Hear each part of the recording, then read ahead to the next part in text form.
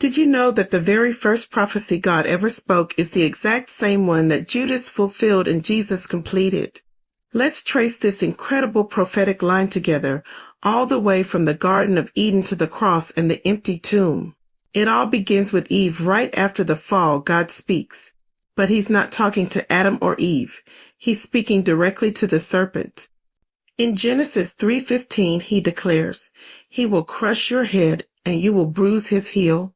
This was the first gospel, the very first promise of a coming Messiah who would face the serpent.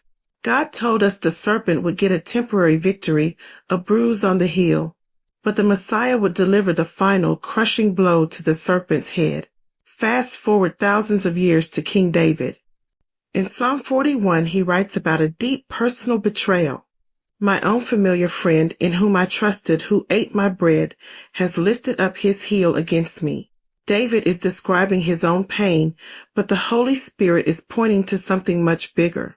Notice the elements: a friend, bread, and a heel. The prophecy is still alive, moving through history. Now let's go to the upper room for the Last Supper.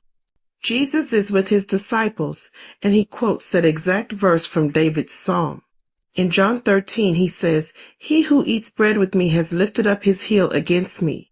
Jesus is essentially saying, remember that he'll strike God told Eve about, the one David wrote about. It's happening right now. The betrayer is at the table. The bread is in his hand. The ancient prophecy is unfolding before their very eyes. And who becomes the vessel for this betrayal? Judas, Luke 22 tells us, then Satan entered Judas. Just as the serpent used a physical body in the Garden of Eden, he now uses a human body in Jerusalem. Judas becomes the instrument the serpent uses to deliver that prophesied heel strike.